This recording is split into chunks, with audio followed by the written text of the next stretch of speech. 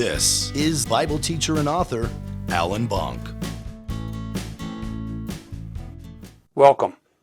This video is not part of the Prophecy Project, but it is a subject that I think may be of interest to my viewers. It is the story of two ancient books or manuscripts which I have come across during my studies. The first one is a teaching manual for the healing of people through the use of herbal remedies. The second book is a manual on astrology, spells, omens, and life from the antediluvian times, pre-flood. Both books were written around 4,000 years ago and were written in a lost language that cannot now be understood or translated. I have, of necessity, through the years, studied some books that are not in the King James canon. The books I have referenced above are found within the Book of Jubilees, which is a book found in the Dead Sea Scrolls along with the other Old Testament scrolls. Jubilees is a chronology from creation to Adam all the way to Israel's entering into Canaan. It is very similar to Genesis and Exodus combined. The same events, same order, except in Jubilees, some events have much more detail. I want to read from Jubilees 8, 1 through 4. In the 29th Jubilee, in the first week, in the beginning thereof, Arphaxad took to himself a wife, and her name was Rasuja, the daughter of Elam, and she bare unto him a son in the 3rd year in this week. And he called his name Canaan. And the son grew, and his father taught him writing. And he went to seek for himself a place where he might seize for himself a city. And he found a writing which former generations had carved on the rock. He read what was thereon, and he transcribed it and sinned owing to it, for it contained the teachings of the watchers, in accordance with which they used to observe the omens of the sun and moon and stars in all the signs of heaven. And he wrote it down and said nothing regarding it, for he was afraid to speak to Noah about it, lest he should be angry with him on account of it. The watchers, which are referred to in this text, are the fallen angels from before the flood. They married human women and had children by them. The children were hybrids, half human and half angel. The children grew into giants, the Nephilim. They were destroyed by God because they were corrupt and were called the lawless ones. They lived on the earth for over 500 years, up to the flood. They built, with the help of their angel fathers, cities and fortresses until the cities were destroyed because of the wars among the Nephilim tribes themselves. And then finally, by war with God's angels from heaven. During their 500 years, the watchers taught omens, spells, and astrology to their wives and children.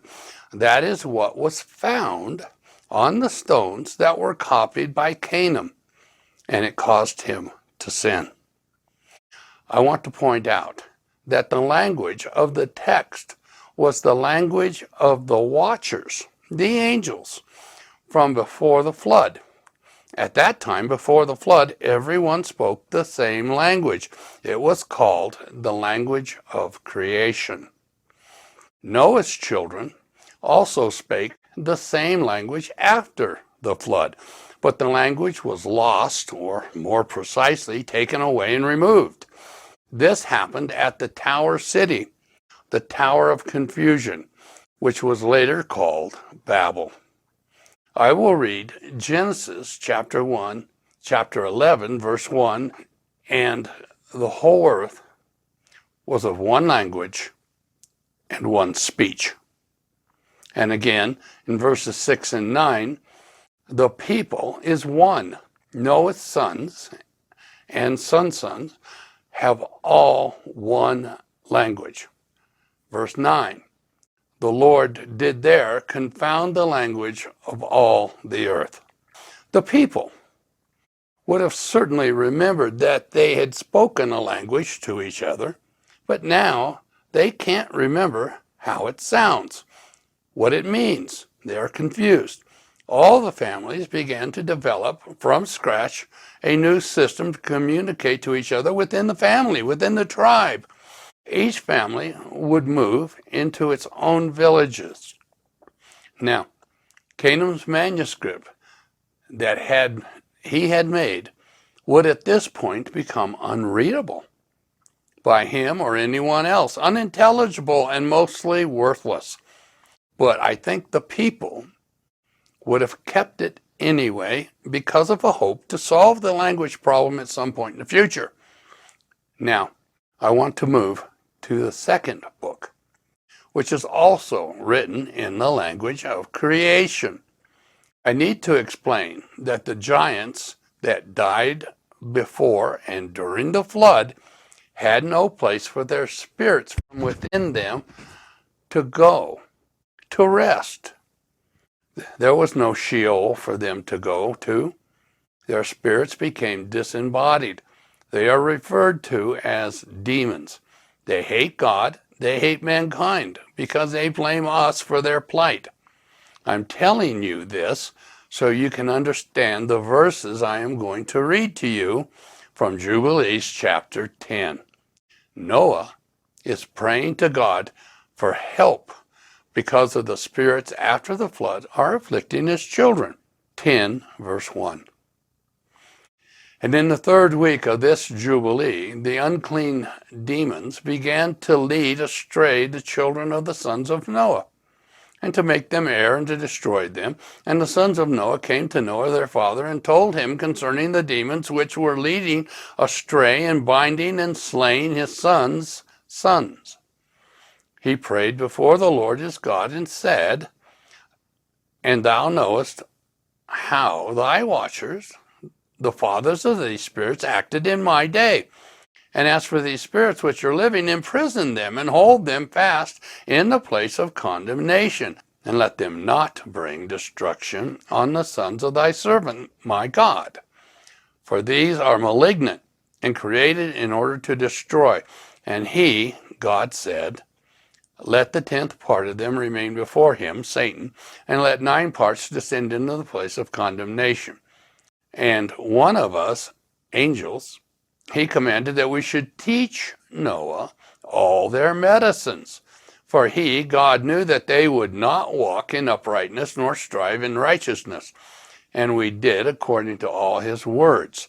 All the malignant, evil ones we bound in the place of condemnation, and a 10th part of them left, that they might be subject before Satan on the earth. And we explained to Noah all the medicines of their diseases, together with their seductions, how they might heal them with herbs of the earth. And Noah wrote down all things in a book as we instructed him concerning every kind of medicine. Thus, the evil spirits were precluded from hurting the sons of Noah. And he gave all that he had written to Shem, his eldest son, for he loved him exceedingly above all his sons. And Noah slept with his fathers and was buried on Mount Lubar in the land of Ararat. This manual was given to Shem for safekeeping, but would have also been copied and given to all the sons of Noah. Each family group would have their own copy for their use. Initially, it would have been used because it could be read and applied. But when the language of creation was taken away, it would become much less effective. And after a couple of generations, it would be unusable. Traditions only. But the book shows up again later in Jubilees and is translated. I will read chapter 12, 24 through 27. And I shall be a God unto thee, Abram, and thy son, and to thy son's sons, and to all thy seed. Fear not, from henceforth unto all generations of the earth, I am thy God. And the Lord God said to the angel, Open his mouth and his ears, that he may hear and speak with his mouth, with the language which hath been revealed, for it hath ceased from the mouths of all children of men from the day of the overthrow of Babel. And I opened his mouth and his ears and his lips, and I began to speak with him in Hebrew, in the tongue of the creation. And he, Abram, took the books of his fathers as they were written in Hebrew, and he transcribed them. And he began from henceforth to study them. And I made known to him that which he could not understand. And he studied them during the 6 rainy months.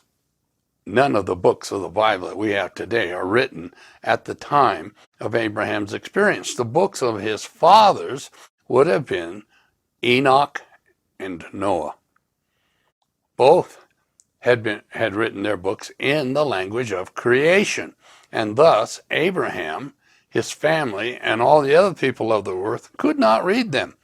Abraham transcribed the books to give them to his children, not to the other Semites or to the children of Japheth and Ham.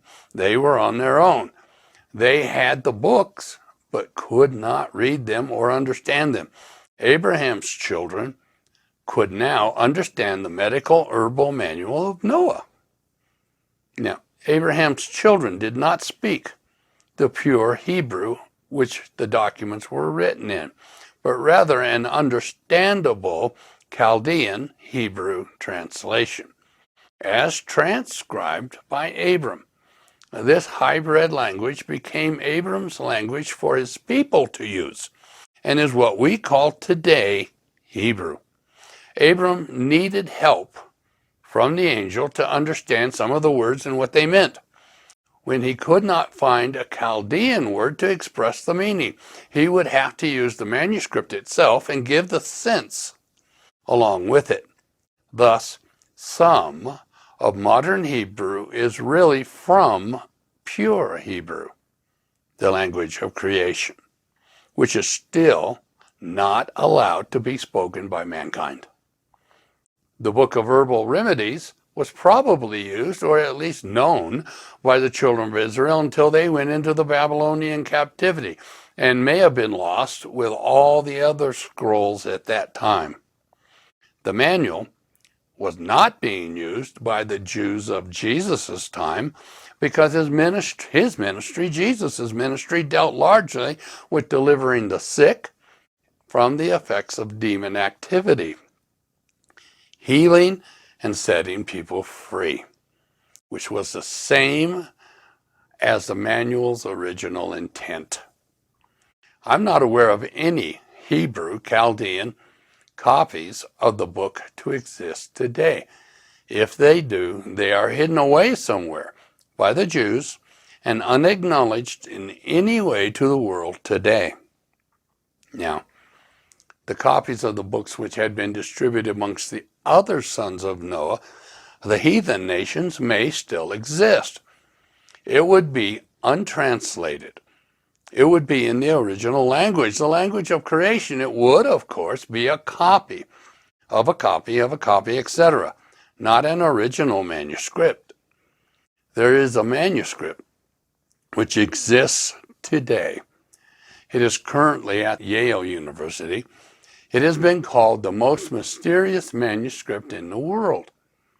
It is the Voynich Manuscript, and it may well be such a copy. It is a book of herbal medicine. It is not an Abrahamic copy because it is still in the original language. It cannot be read. Scholars and language specialists have thus far failed to translate it. Thus, the mystery. The people all over the world are working on this puzzle.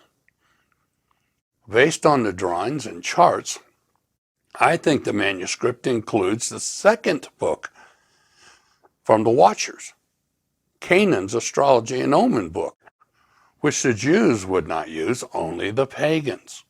The Voynich text is well written with clarity, although hastily copied. However, the pictures and diagrams are poorly done. The scribe who copied the manuscript had no idea what he was copying or what it means. I think he was just doing his job. His heart was not in it. The pictures are not ancient at all. They are European in character and about the 14th century. It is clearly a copy of something earlier. And that copy may be just as poorly done as this one. Many of the plants drawn in the book are not identifiable, or perhaps so poorly drawn as to make them undefinable. But there are so many of them, literally over 100, that they are shown complete. That is, they include leaves, stems, flowers, and roots. The manual also shows how to treat patients, apply the remedies, not just one person at a time. Many people can come and receive treatment at once, at one time. The manual is very practical and not philosophical at all. The plants existing in Turkey 4,300 years ago may have been somewhat different than the ones we see there today, and the environment has changed significantly with time. The Fertile Crescent was larger and more lush in the past. This makes the usefulness of the book compromised. How can you use the remedies when the plants don't exist anymore? Now, in closing, I have more information about the language of creation and interpreting it and how it may have gotten to the Jesuits, but I don't think it's helpful at this time. Maybe never. I think that it's unlikely that anyone can ever really read the text, especially if it is, in fact, in the language of creation. But if any real progress should be made, it will be made through the Hebrew connection, specifically the Hebrew of Abraham. Now, you can leave comments through YouTube for me. Please give me a way to respond if you do this. Thank you for watching.